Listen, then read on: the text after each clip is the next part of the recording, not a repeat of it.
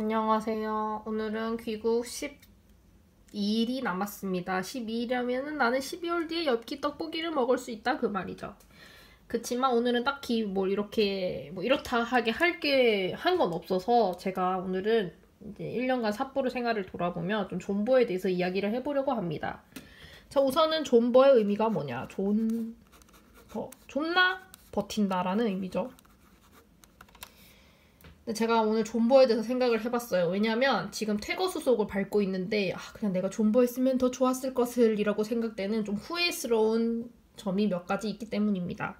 그치만 그 반대로 존나 버텨서 잘했어 라는 부분도 있기 때문에 오늘은 그 두 가지에 대해서 이야기를 좀 해보려고 해요. 첫 번째로는 존나 버틸 걸 하는 게 있어요. 좀 존버 좀 할 걸이라는 의미죠. 왜 이런 생각이 들었냐면은 제가 지금 이제 6개월 동안 살던 집을 퇴거수속을 밟고 있습니다. 저는 6개월 동안 이제 삿포로역과 조금 떨어진 곳에서 자취를 했는데요. 저 같은 경우에는 작년 2019년 4월에 삿포로에서 3개월 동안은 이제 일본어 학교에 다녔어요. 일본어 학교에 다니면서 제 이제 개쓰기 같은 일본어를 좀 업그레이드를 시키고 그 다음에 한 3개월 동안은 게스트하우스에서 헬퍼 생활을 했습니다. 당시 좀 삿포로에서 유명하고 쾌적한 게스트하우스여서 헬퍼 생활을 하면서 크게 어려운 점은 없었는데 헬퍼 생활을 하다 보면은 아무래도 이제 도미토리라는 공간에서 자게 되잖아요. 도미토리라는 공간에서 자게 되는데 물론 이건 좀 다 이렇게 차이가 있을 수 있습니다. 저 같은 경우에는 도미토리에서 잤는데 이 도미토리에서 손님들이 누가 계시냐에 따라 좀 제가 잠을 잘 못 자더라고요. 제가 잠을 안 그래도 원래 좀 잘 못 자는데 손님이 가끔 코를 엄청 골거나 그르렁 하고 막 골거나 아니면은 이제 일찍 이제 비행기를 타고 돌아가셔야 되면 일찍 새벽 아침에 막 기념품을 막 싸시는 거야.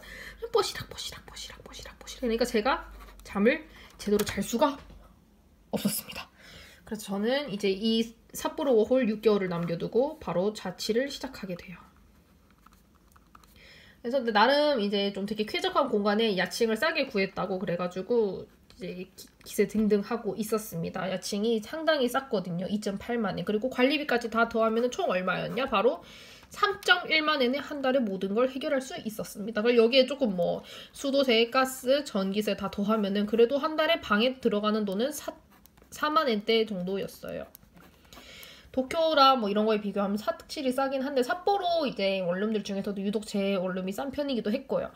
지금까지 살 땐 이게 문제가 없었어. 근데 이제 내가 귀국을 하려고 하니까 이게 바로 문제가 되는데 그것이 바로 뭐냐? 두둥 위투더 약투더금 위약금이었습니다. 그러니까 계약 기간은 2년인데 2년 전에 너가 퇴거를 하니까 2개월 분의 야칭과 그리고 플러스 뭔 비를 내냐? 청소비를 내라고 해요. 근데 이 청소비가 진짜 뭐 같냐? 바로 좀 양해치 같아요. 왜냐면은 내가 집에 입주할 때도 나는 청소비 1.8만원, 즉 우리나라 돈 19만원 정도 되겠죠? 1.8만원을 냈는데 퇴거할 때도 청소비 1.8만원을 내래요. 그러면 내 다음 입주자가 들어올 때도 청소비를 낼 거란 말이지. 그런데 내가 퇴거했을 때 1.8만원으로 청소를 했을 거란 말이야. 그러면 왜 다음 세입자한테 1.8만원을 받냐고. 요것만 받던지 하여튼이 양해치 같은 새끼들 때문에 제가 돈을 뚜뚜뚜 2배가 되도록 해서 물어내게 되겠습니다. 와. 아무튼 코로나나 이런 걸로 인해서 내 시프트도 조금 근무 시간이 조금 줄어서 반토막 나버리고 그리고 비행기 같은 경우도 지금 2번 돌아가야 되죠. 삿포로가 이렇게 있고 한국이 이렇게 있고 이렇게 도쿄가 있는데 삿포로에서 한국 가는 비행기가 없어졌기 때문에 삿포로에서 도쿄를 갔다가 도쿄에서 한국으로 가는 2배가 되는 비행기 값과 2배가 되는 위약금을 다 해가지고 내가 관리회사에 전화를 했어요. 죄송한데 제가 정말 돈이 없는데요. 생각보다 돈이 너무 많이 나가게 돼서 조금이라도 줄여주시면 안 될까요? 하고 전화를 했지만 관리회사에서는 어떤 이유라서 면제가 될 수는 없습니다라는 이런 또 양아치 같은 대답을 내놓았습니다. 그래서 이 영상을 보시는 혹시나 이 전 세계 어느 분이 내 영상을 볼지 모르잖아? 만약에 일본에서 단기 입주를 하게 된다면 그냥 쉐어하우스 들어가세요. 절대 절대 집 계약은 하시지 말길 바랍니다. 바로 양해치기 때문입니다.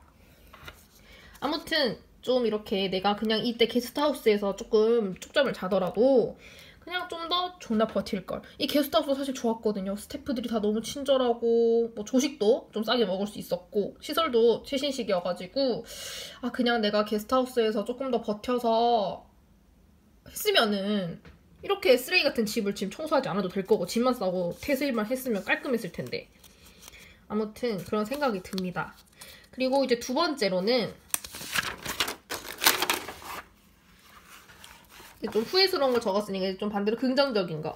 아, 존버하길 잘했다. 내 장실에 대한 칭찬입니다. 이거는 존버하길 잘했다라는 부분은 바로 제가 호텔 알바한 거예요. 호텔에서 끝까지 일한 거.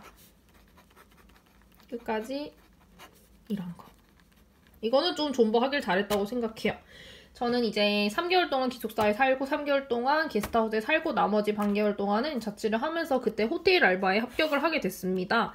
워낙 얘기하는 것도 좋아하고 외국인 손님하고 좀 이야기를 하고 싶어서 호텔에 이제 지원을 했죠. 당시에 알바 진짜 많이 지원했어요. 뭐 유니클로도 지원하고 뭐 지유 먹고 살려면 알바를 해야 되니까 지유도 지원하고 뭐 어떤 음식점 또 무슨 뭐 팝콘?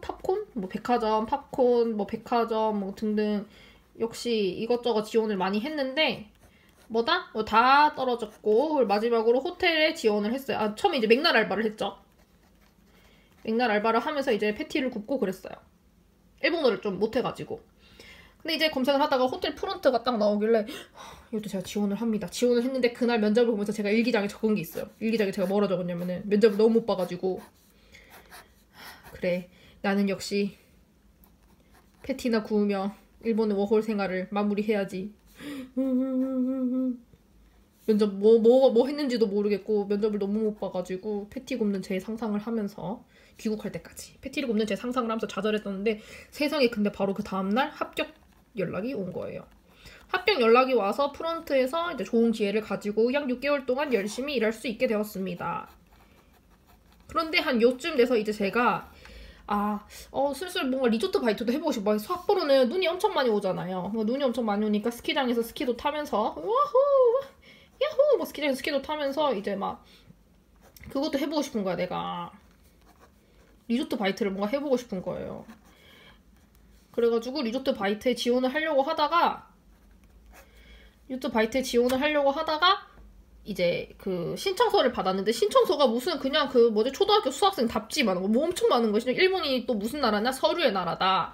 그래가지고 뭐 신청서가 정말 많은 거예요. 뭐 이것도 쓰라고 그러고 저것도 쓰라고 그러고 이러고 내가 이게 좀 귀찮아서 약간 묵혀두고 있었는데 어느새 한 달이 지나더리도 덜덜 묵혀두고 있었는데 한 달이 지나서 결국 이걸 신청을 못했어요. 신청을 못했는데 그 다음에 뭐가 터졌냐? 바로 코로나가 터지면서 리조트 업계들이 조금 이제 인력을 자르기 시작합니다. 그래서 제가 생각했죠. 휴 지원 안 하길 잘했다. 그래서 저는 조금 더 호텔에서 끝까지 존투더 벌을 합니다. 존투더 벌을 했더니 갑자기 요즘 돼가지고 이제 6개월 이상 일해줬으니 이제 유급을 받을 수 있다고 해주더라고요. 그러니까 한국 같은 경우는 1년 동안 근무하면 퇴직금이라는 게 나오잖아요. 퇴직금이랑 비슷한 내용인데 퇴직금이 아니고 이직금인 줄? 퇴직금. 근데 이제 6개월 동안 일을 하니까 뭐 그런 퇴직금 비슷한 게 유급으로 제가 조금 월급을 조금 더 받을 수 있게 됐어요. 그리고 무엇보다 유급도 유급이지만 뭐가 좋냐? 그걸 계속 일하다 보니까 여기는 이제 수많은 친구들하고 정이 들어가지고 이제 직원분들하고도 정이 들고 이래가지고 좀 더 진중하고 좋은 친구들을 많이 사귈 수 있었어요. 그래서 3월달에는 바다도 놀러 가기로 했답니다. 그래서 어쨌든 여기까지 제 짧은 워홀 생활을 정리해보자면 이런 좀 양애취 같은 것들도 있지만 좀 단기 계약하지 말고 게스트하우스에서 좀 더 버틸 걸 하는 존버할 걸이라는 것과 두 번째로는 존버하길 잘했다라는 두 가지가 있었습니다. 그래서 오늘은 이거에 대해서 잠깐 얘기를 해봤어요. 그러면 여러분 내일 영상도 기대해주세요. 안녕. 지금 느끼는 거는 선택을 신중하게 해서 존버를 할 것이냐 내가 존버했을 때 얻는 이득 그리고 존버했을 때 얻는 불이익, 이득 이런 걸 잘 따져가면서 순간순간에 맞는 이제 존버 판단을 해야 될 것 같다고 느꼈습니다. 그럼 여러분 오늘 제 13일 영상은 이것으로 마치겠습니다. 봐주셔서 감사합니다.